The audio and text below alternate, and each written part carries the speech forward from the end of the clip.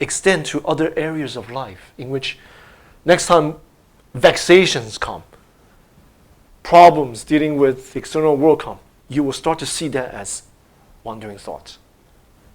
Whereas before, usually for ordinary people, unpracticed people, they think of something, they just follow it. They think of B, they follow B. They think of A, they follow A. There's no gap. There's no space. There's no choice. They're completely under the manipulation of their thought, like a puppet. They think a good thing, they become all happy. They think a bad thing, they become all depressed. Whatever they paint, they follow it. No gap. But with that simple exercise, you get used to seeing wandering thought, bring it back. Seeing it, bring it back. Seeing it, bring it back. Naturally, you will create a safe space for yourself in which when things arise, you're actually more self-aware. Aware of them as what? Just thoughts. You create a distance. And then you can congratulate yourself. Now you have a choice. Whereas before, no choice. You think of happy, you become happy. Think of sad, you become sad. You think of self-disparaging thought. Oh, I'm no good. It's my fault probably. You just become, it's my fault probably. See through that veil. Break through. How to do it? Daily dosage of appointment with yourself. Practice. Don't grasp, don't reject. Use the method. Things come, which will be inevitably come, which is very good that they come out. See it, bring it back. See it, bring it back. See it, bring it back.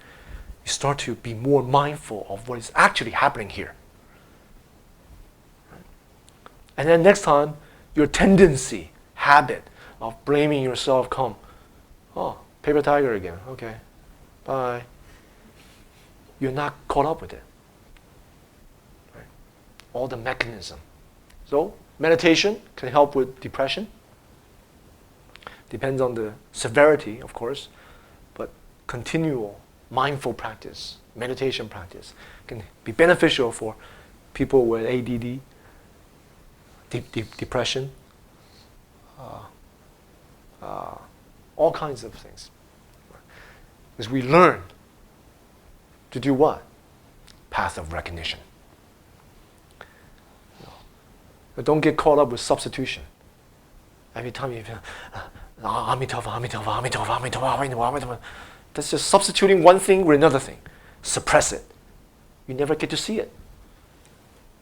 You can use that method, and that's a very good method, but you have to see it. You have to see through it. What is the mechanism here? Why am I choosing to use this method? I'm not using this method to suppress something else. You see? Does that answer your question? Yeah. See through your own veil. See through other people's veil. Anything else that made an impression on you, that you thought it was useful? Or something you think is very problematic?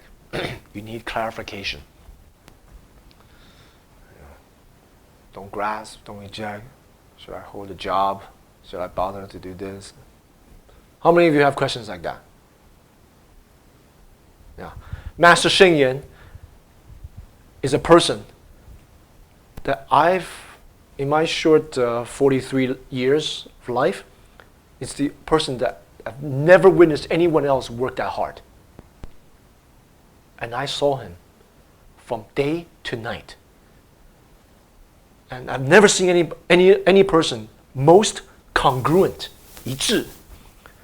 Body, mind, congruent. Public, private, congruent. Never met anyone like that. If Buddha Dharma is passive, you just kind of do whatever you want, let people take advantage of you, you don't need to work, then Master Sheng Yen should be a pretty lazy person because he's very accomplished in practice. Right? When we can put down our own construct, we naturally see how everyone else is limited by their constructs. Puppet. Great compassion arise. He not only have compassion for ordinary folks, but for the sake of Chinese Buddhism, the survival of Chinese Buddhism in the world. This is a very grave matter. There's only 3 main strands of Buddhism in the world, in this world. Indian Buddhism, which disappeared. East Asian Buddhism, which is basically, we're talking about Chinese Buddhism, who transmitted to Korea, transmitted to Japan. Their form is basically Chinese Buddhism. Right? And then Tibetan Buddhism. How many Barnes and Noble's book do you see on Chinese Buddhism written by Chinese monks? It's a very dangerous, it's a crisis. Chinese monks, Chinese people are practicing Theravadan Buddhism, insight meditation Buddhism, Tibetan Buddhism. If it continues like this, the whole fate of Chinese Buddhism, 1/3 in human history of force of Buddhism will be extinguished. So for the sake of that, he works so hard to make Buddha Dharma relevant for people. Right? Very active, very proactive. In the midst of action, he practiced. He's also the only person that I've ever witnessed that's encountered so many obstacles in his life.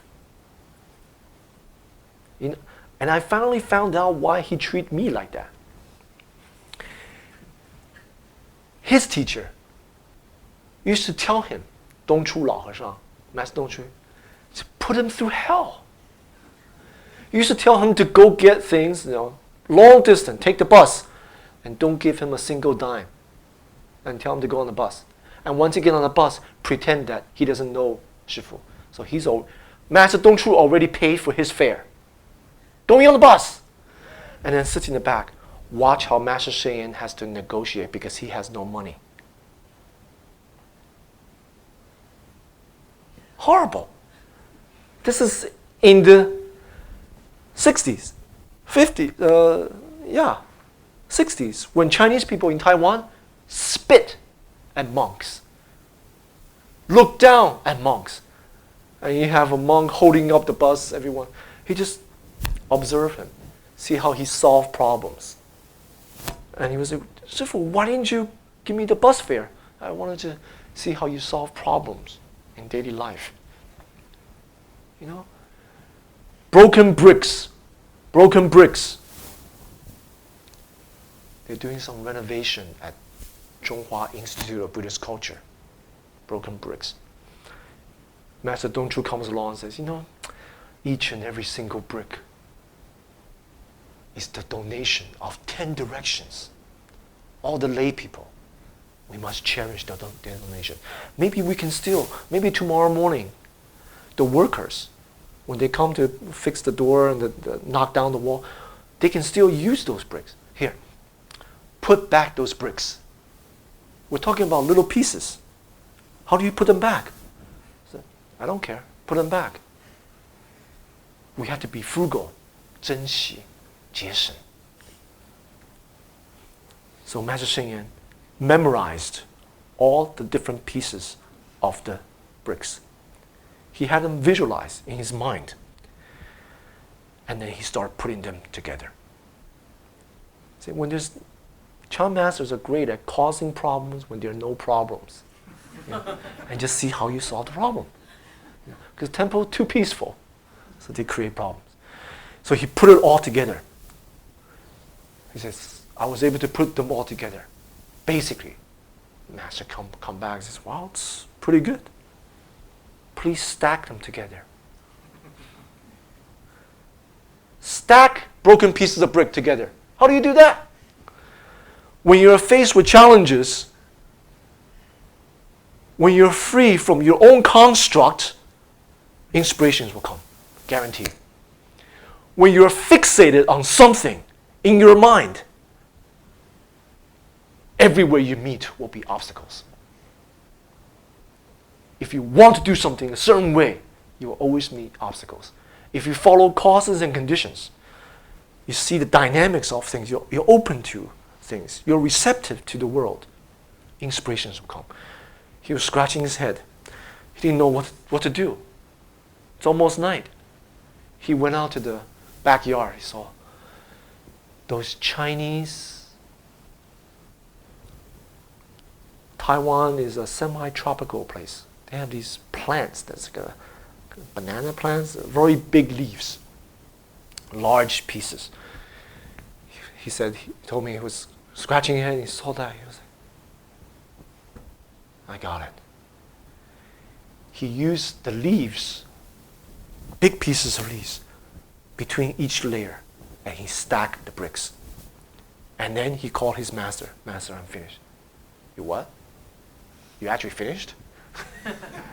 So this I had to see. He go there. So, oh, very good. But now that I look at that again, I don't think they're going to be able to use it. I'll just throw them away.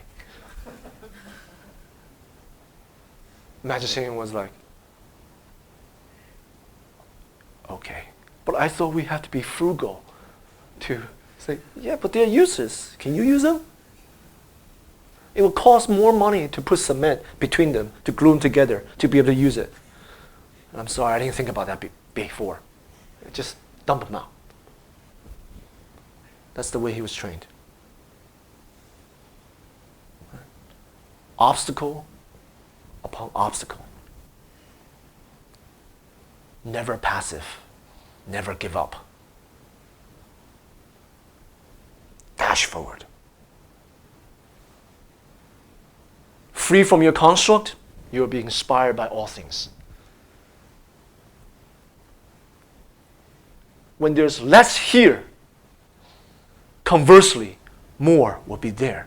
You'll be able to see clearly the workings of causes and conditions. When there's more here, clutter here, your friend walk by, you don't even see them.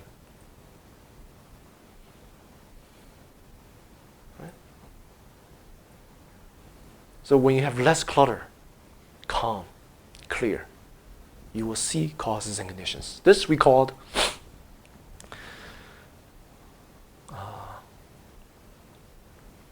creating conditions. Chinese has a way of saying 随缘, following causes and conditions, right? Not enough. Too passive. The way my teacher taught me is threefold. First, 随缘, able to adapt to different difficulties, challenges in life. That's the meaning of 随缘, following conditions. Second, 造缘. Once you're able to adapt to conditions, you're able to create the proper conditions, because all things come together because of various causes and conditions. Once you're able to perceive less clutter here, you'll be able to see, and you'll be able to adapt and maneuver, and you'll be able to create causes and conditions. Third thing, 待缘. You wait for causes and conditions. So causes and conditions. Too much clutter here, whether pessimistic or like a fighter type. I don't want to study Buddhism because Buddhists don't do anything. And they don't really understand Buddha Dharma. Right? Like Warren was saying in the beginning of this talk, his introduction. Buddha Dharma is so good, yet so few people understand it. That's the meaning. So, proactive. Maybe a little bit aggressive, but internally at peace. 安心. 没有烦恼. No vexations. Because all opportunities, occasions, are able to help us to practice. Why? It's all good. Not I am good. No, give it to the I. Just, it's all good. It's all good. All right.